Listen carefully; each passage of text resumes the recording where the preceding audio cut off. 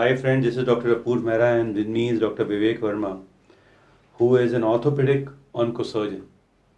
Sir is quite popular for his simple approaches to bone tumors and malignancies, their diagnosis, their plan.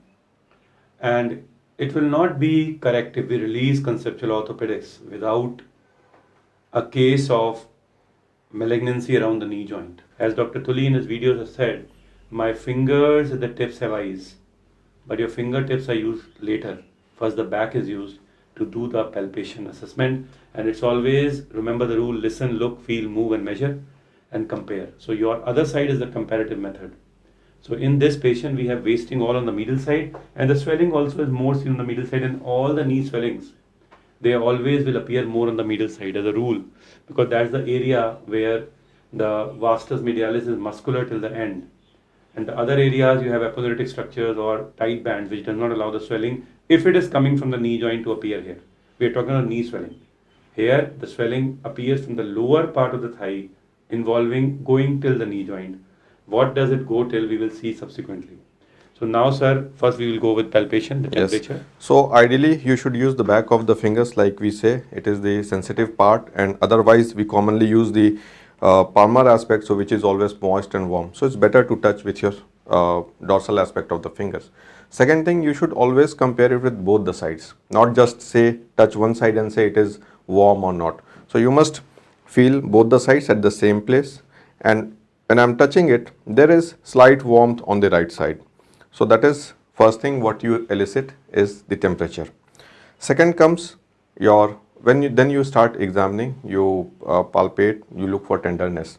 So it's very important that you do not cause pain. Remember, tenderness is a sign, and you have to do it very gently, because we see that there is a such a large swelling. There will, if we are suspecting any neoplastic or infective etiology or inflammatory etiology, it will be painful, as the patient also gives history. So you should not press it too much.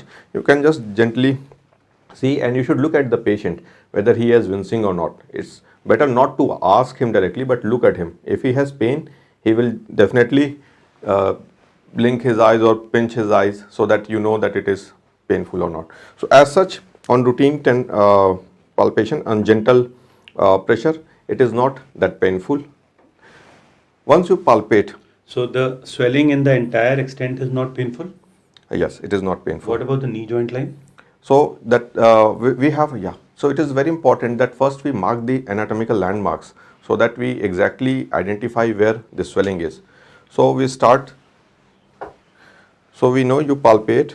You can come from this side for the ease of the camera. You Okay. can show from here. Yes, so that will be easy. So if you have, you can see that this is the quadriceps group. There is loss here. You palpate the patella on top.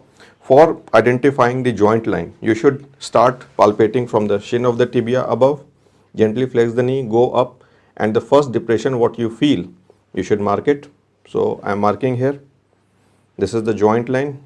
And so sir has marked the joint line. I will just again show it for the ease of the camera.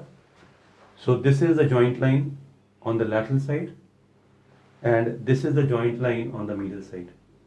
So sir has done it going from the tibia going up. Going up. So he has marked it, and now one of what beautiful thing we see. If we just improve a little bit flexion, which he did, everything beneath the joint line that he marked appears to be okay. So anything beneath the joint line appears to be okay. So it means that we are dealing with something in the knee or the femur. Right. Very So right. this is one way that we can differentiate. Is it involving both the joints, both the bones, or the knee joint, or one aspect? Second thing, he marked the lateral joint line also. So throughout the literatures, we only see people talk about medial joint line. Please always mark both the joint lines examiner wants to see. This is the tibial tuberosity, which you can see so beautifully. You can mark it. So it is so beautifully delineated tibial tuberosity. And this is the patella, which as a knee surgeon, we all know that we should mark all the surfaces. And this is our so important ligament patellae. So we have marked all the structures here. Again repeating: tibial tuberosity, ligamentum patellae, the patella, the medial joint line, the lateral joint line. and sir has marked The the biopsy. site of biopsy. Right. Sir. Thank you. So once we have done that, now we have to start feeling the local pathology. We should be able to identify now where is it arising from, the location. That is one of the most important aspect. Like Dr. Apurva said, you have to confirm whether it is in the distal femur, it is in the joint, in the bone, or in the proximal tibia. So very beautifully elicited that whatever is there is not involving the tibia, because everything below the joint line is normal. And So- comparable. Yes. So once we start feeling, you have to see what is the site of the swelling. So for the demonstration purpose, I'll just palpate from here, but ideally you should stand and facing towards the patient and palpate it to get your information. Why? Because he's trying to look at which area is tender, is there any spasm, and he's supposed to look at the patient.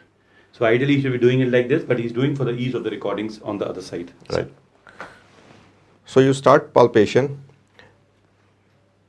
So you can feel that what is the consistency of the swelling. So you know there is the joint line, and I can feel there is a bony hard swelling which is firm in consistency over the medial aspect of the distal femur. Then you have to see how is the edges of the swelling.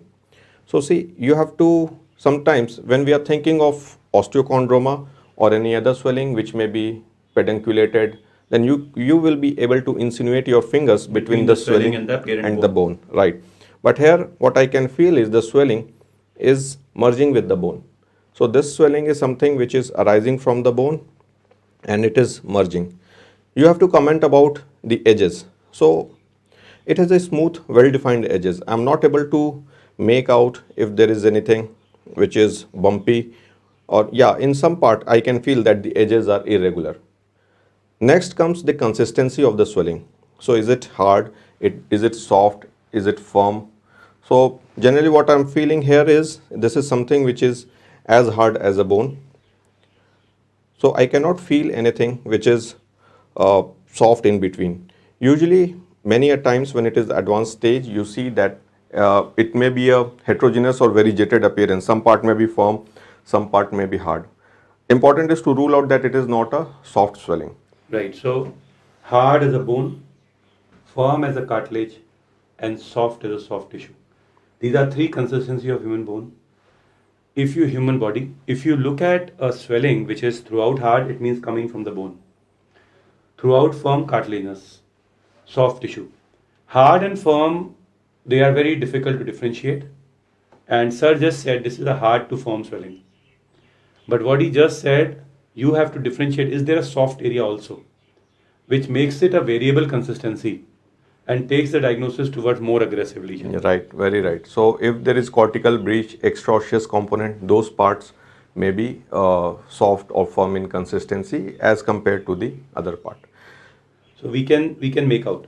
While doing this, I could notice sir was trying to move his hand over the swelling. You know what he was trying to do? He was trying to see whether the swelling fixes the skin over it or not. Right. So the skin is not adherent to the deep swelling, it's freely mobile. Yes. Our skin is not at all adherent. Very right, sir? Perfectly, yes. Because it has multiple aspects. It tells you about the involvement of the overlying skin, and then your treatment plan may change. If the overlying skin is involved, how do we check that? One, you can roll your fingers over the skin to see. Second, it's a pinch sign. You can just lift it off. So if it is arising from, it is involving the skin, then it won't be pinchable. But here we can see that we can easily pinch it here. So that means the skin is not involved by this disease process. So, and if it is involved, then you might have to think of taking the help of a plastic surgeon when you are excising it, when you have to reconstruct it. So it's very important that you examine all these aspects beforehand only. Anything else you want to do on the palpation, sir? Yes, always we should look for the distal neurovascular status, as well as you should examine the lymph nodes. It is very important. People most of the times forget to examine the lymph nodes. So it may be positive in certain tumors, it may be positive in infective process. And they will change the staging as well. They change the staging and even your treatment plan.